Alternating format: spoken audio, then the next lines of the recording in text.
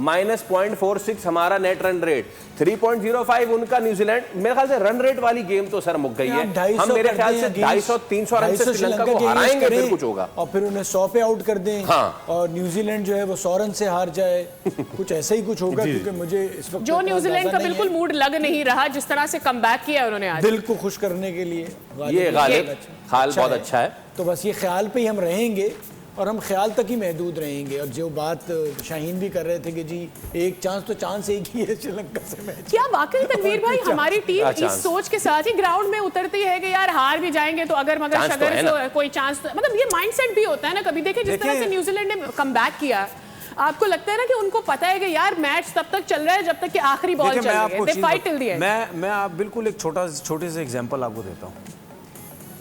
जब आप टीम सही नहीं खिलाएंगे ना, या 15 लड़के आप सही सिलेक्ट नहीं करेंगे, ये काम किसका होता है? सिलेक्टर्स, जिनका कोच भी होता है और आपका कप्तान।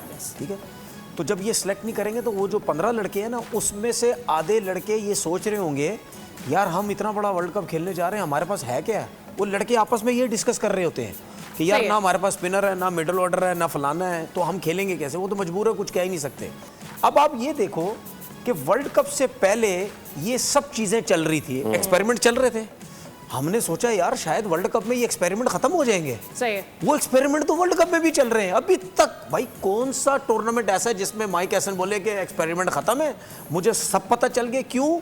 उसकी वजह ये है कि जो कोच है या कप्तान है, उनको खुद नहीं समझ आ रही कि हमने लड़के सिलेक्ट क्या किए हैं।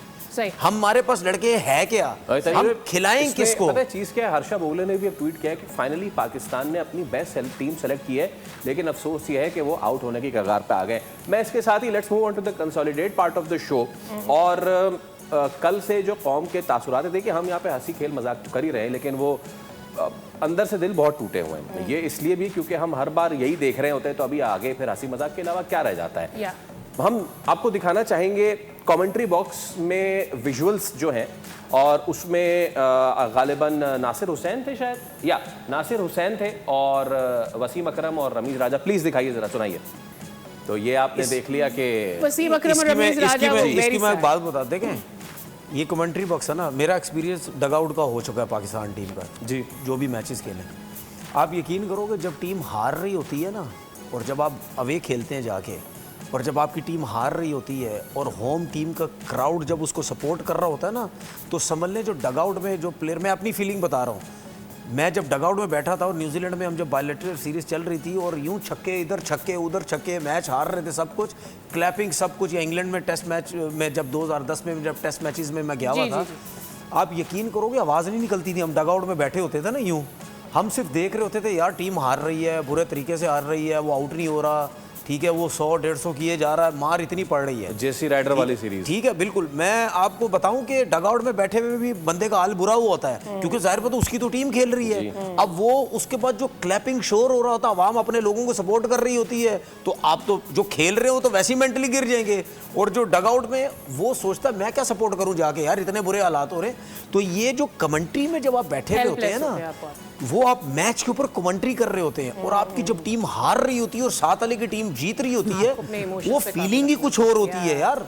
आप जो, मैं सही बता रहा हूँ, ये वसीम भाई वगैरह की जो फेस बना हुआ था ना, वसीम भाई का दिल नहीं कर रहा था मैं उधर ही रोने लग जाऊं। ये आपकी फीलिंग ये हो जाती है कि यार हमारी टीम इवेंट में जाके खेलती क्या है भाई। एग्जैक्टली। अच्छा, ये जो तनवीर भाई ने बात की, सॉरी एक बात, इससे पहले जब हम T20 वर्ल्ड कप था, जब हम अमेरिका से आ रहे थे, जब ग्राउंड में खड़े होके, अब वो वसीम अकरम उन्होंने क्या क्या बातें की, ये आप अंदर से निकलती हैं चीजें। एग्जैक्टली, निकलती हैं ये चीजें। कुछ और चीजें भी कमेंट्री के दौरान निकल पड़ी थी।